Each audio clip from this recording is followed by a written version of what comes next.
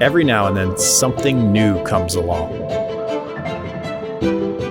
that is different, not regulated by size, and does not follow the norm. Innovation you can see so clearly that it evokes emotion. In the never-ending cycle of gear, it's refreshing to see something so small have such a big impact.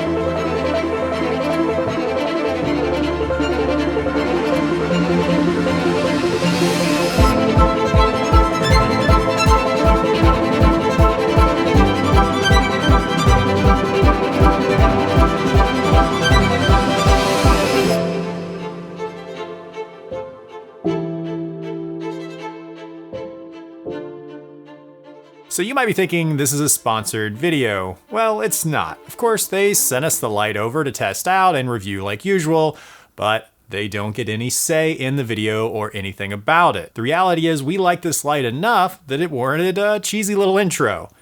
There are, however, some things that we don't like about it, and we'll get to that in a few. The first thing I want to talk about is the size of this thing. This reflector cone is a standard Bowens mount reflector cone you get with an Aputure or Godox light. This reflector cone, this cute little guy right here, is what you get with a Colbor CL60R. I believe this is what comes with their other small lights as well. It has a Bowens mount adapter so that you can use this or any other Bowens mount fixture. But here's the great part. You see the difference in size? That's the light. It's tiny. It's small enough that you can mount it on top of a camera or just throw it into your regular small camera bag. Not that giant one back there, but a more practical sized camera bag.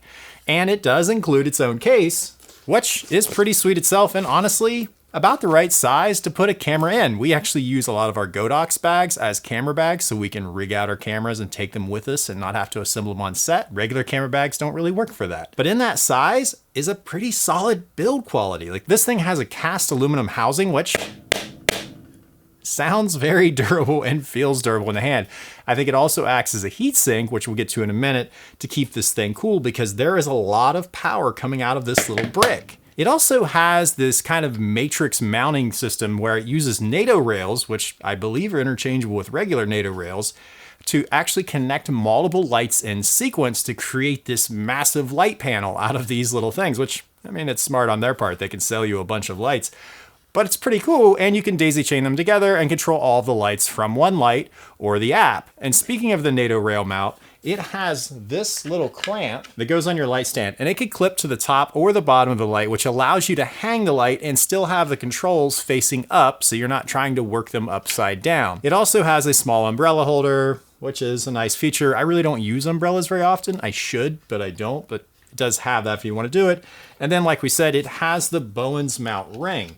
Now, this Bowens mount ring does just snap on with little like bearing springs. It is durable though. We took our heaviest softbox, which is about 4 feet in diameter, and it's one of the deep parabolic ones. It's really kind of too big to even use. We took that softbox and hung it from the light and shook it up and down and it wouldn't pop off. So I think for any practical softbox that you're going to use for a 65 watt light, which usually you want to use a smaller one, is not going to be too heavy to cause it to break off.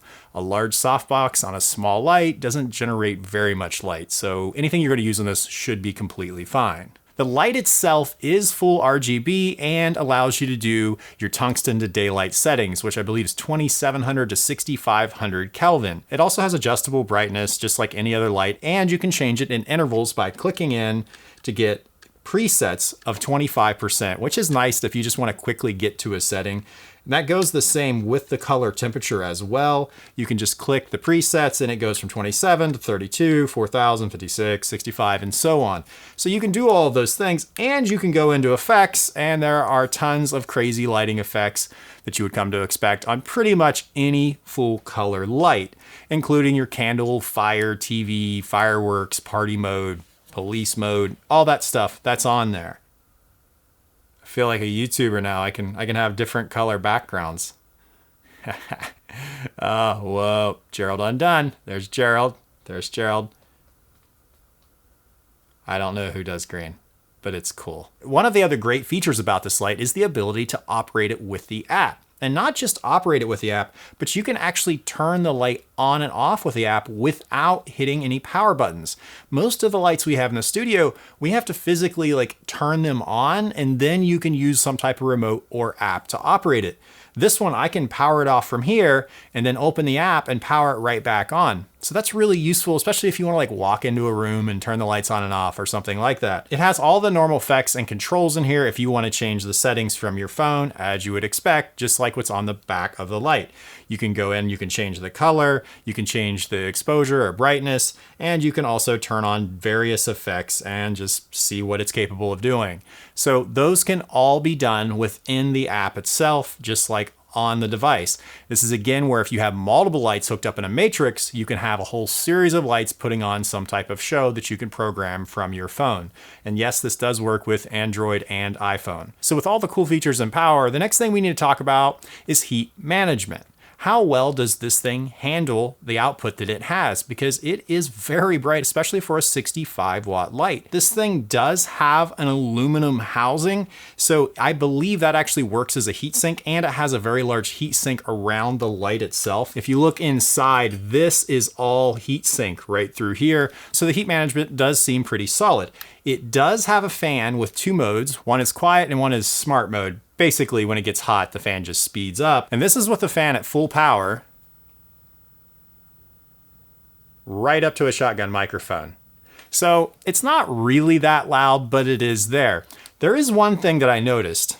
If you read the manual, and it's really not that big, but if you go through it, it's going to tell you to not do one thing. And that is when the light is powered on, to point it straight down. You're not supposed to do this for some reason, which is kind of confusing. But we left it on like this for a half hour because if the manual says I can't do it, I kind of want to find out if I can. And nothing happened. It continued to work. It did not power down.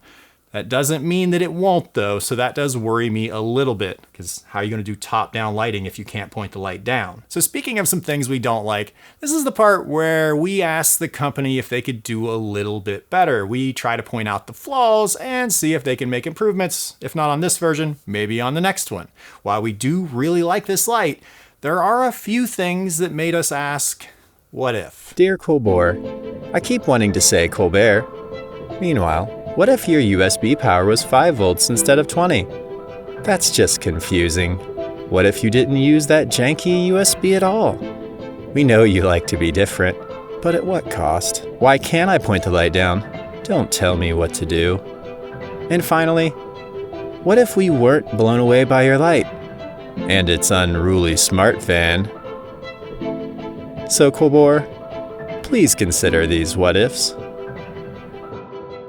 Well, now that we've explained our issues with it and our what ifs, we would like to hear what your what ifs are, or what you would like to see different about this light or other lights like it. If it seems like something pretty important, we will email it to them and be like, hey guys, maybe you should fix this. Because while we do want to criticize things that are wrong, we also want to be constructive and try to advise companies to do a better job. I mean, it's fantastic that we're able to get a light like this for less than $300, and it's more affordable now. It wasn't too long ago something like this would be well over $1,000. So that brings us to our next question. Should you buy this light? Well, if you need an RGB light and for something other than having a blue and orange background, then maybe this is a good one for you. There are other options out there, but generally they're more expensive. There are other forms out there, so maybe you need a tube light instead.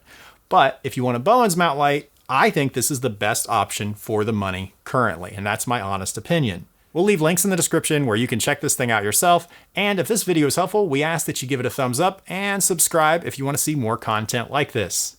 Well, thanks again. One last thing, in case you were wondering, yes, it is audio reactive, so you can set the effects to play to music or anything you like. See you in the next one.